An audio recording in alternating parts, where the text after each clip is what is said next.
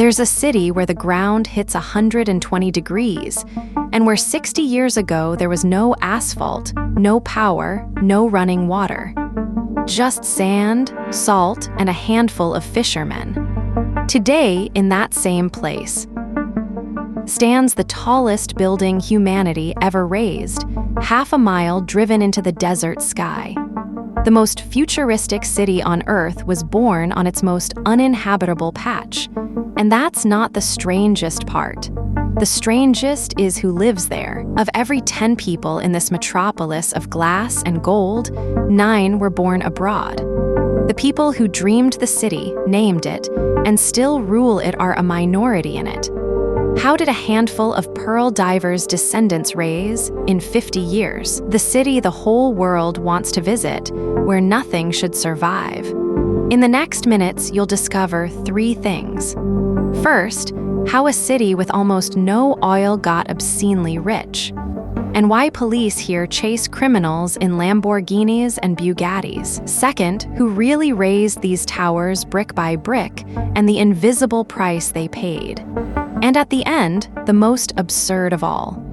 A resident of this city holds an official passport, flies with an assigned seat, and is not a human being.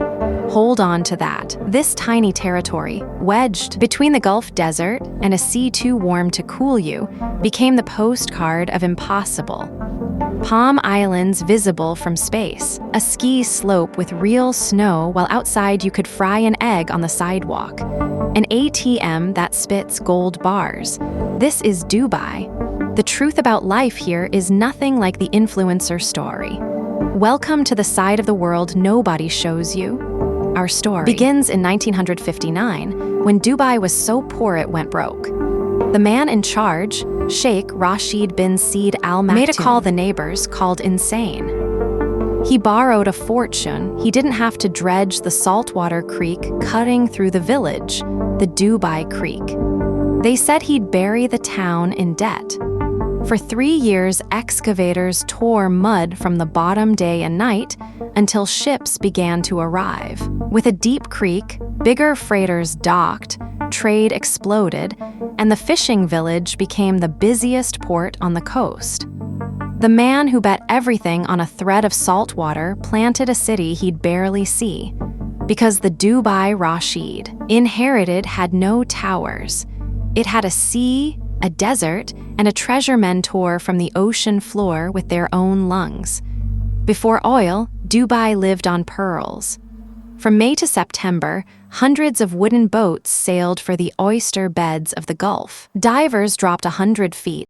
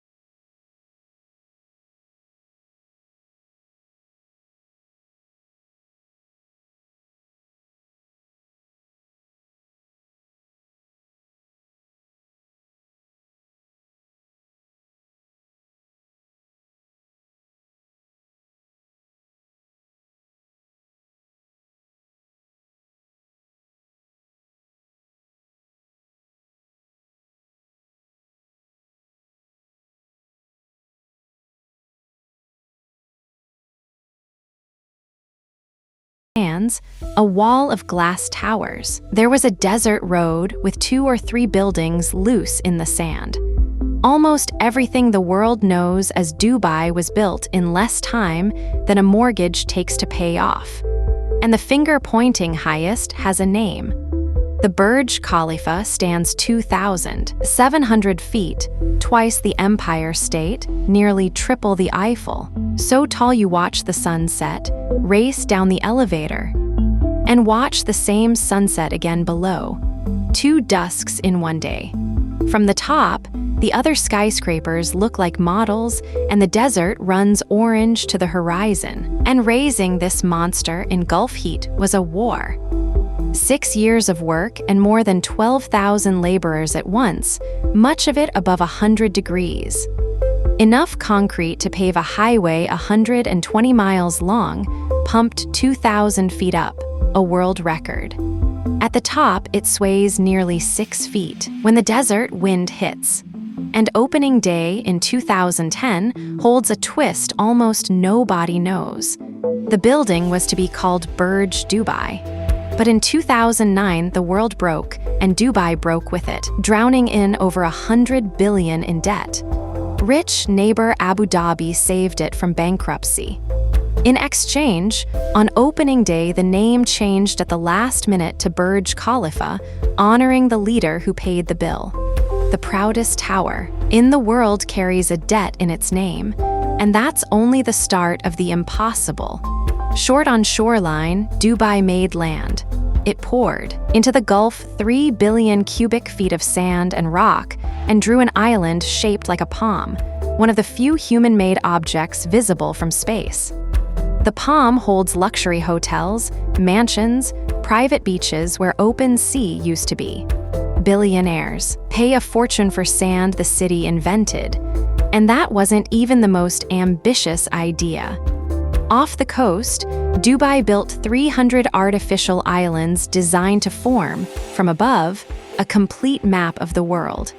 The project is called the World, but when the 2008 crisis hit, the money vanished, work stopped, and much of that map floats empty, islands sinking back into the sea. Dubai's ambition is so large that sometimes physics itself calls a halt.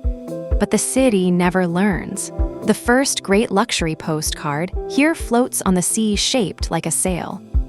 The Burj Al Arab opened in 1999 on its own island and became the world's most luxurious hotel, nicknamed 7 stars, with nights past $4,000. It told the planet Dubai didn't want to be rich. It wanted to be richest of all, and it turned excess into sport. Dubai is addicted to being biggest at everything. It has the tallest building on Earth and collects world records like a kid collects cards. Every title becomes a headline, and every headline a tourist. The city understood before anyone that attention is worth more than oil. And inside one of its malls fits an ocean. The Dubai Mall is so big you can walk miles and never see it all. Inside, a giant aquarium with sharks and rays behind one of the largest glass panels in the world. Outside, the Dubai fountain throws water 500 feet up, dancing to music. It's Las Vegas meeting the Arabian Nights. And the most insane promise is still coming. The resident who flies first class with his own passport and isn't a person. Before him, winter. Because in a nearby mall with 100 degrees outside, snow falls. Ski Dubai is an indoor ski resort with 5 slopes, a chairlift, and live penguins, kept at 23 degrees year-round. While the sidewalk outside could fry an egg, children sled down artificial snow inside a desert mall. The power bill to keep that frozen is surreal, and the heat outside is serious. At peak summer, Dubai passes 120. The air burns to breathe. The wheel is impossible to hold, the sea warm as bathwater. The city answers the only way it knows. Air conditioning in everything, from malls to refrigerated bus stops. Dubai turned on the air conditioner in the desert. And here's the question the brochure never answers. Who works outside in that oven because someone raised every one of those towers under that sun. And it wasn't the residents of the palm. It was millions of workers from India, Pakistan, Bangladesh, and Nepal chasing a dream of sending money home. Many come through a system called kafala, where an employer becomes the owner of your right to be in the country. And that's where the dream long became a trap.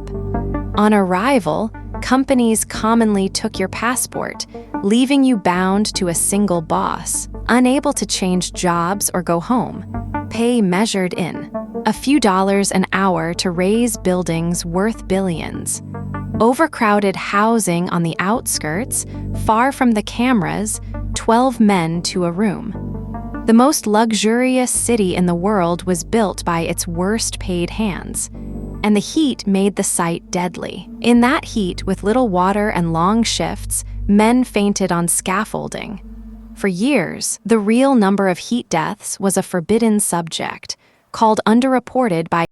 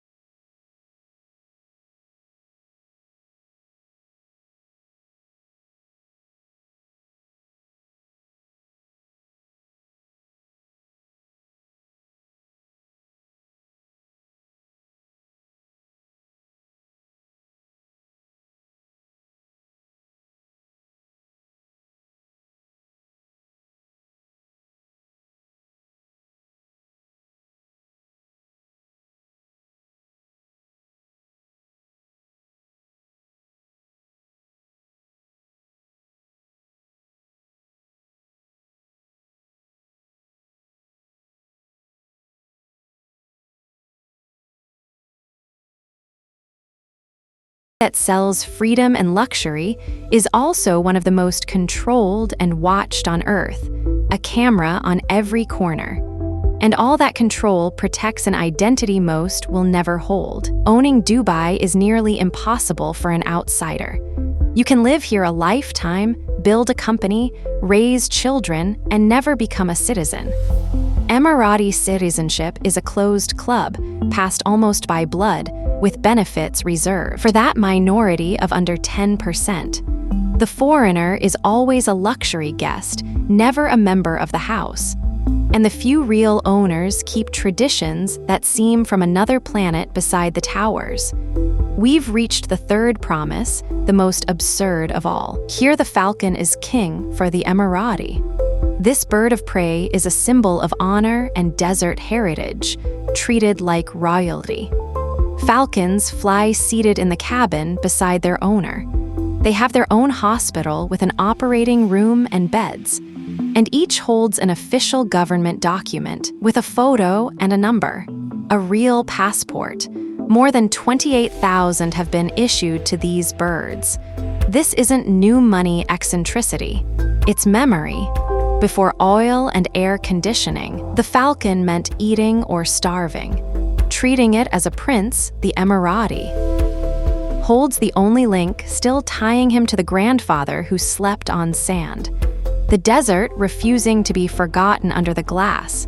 That same grip on tradition made one of the Gulf's strangest scenes. Camel racing, the oldest sport here. Today it's run by robot jockeys, machines, rides strapped to the animals' backs, while owners race a parallel track in luxury trucks, shouting orders through loudspeakers. A champion camel is worth millions, more than a sports car. There's even a camel beauty contest with a cheating scandal over buttocks in the animals. But behind all that abundance, a silent problem threatens the city.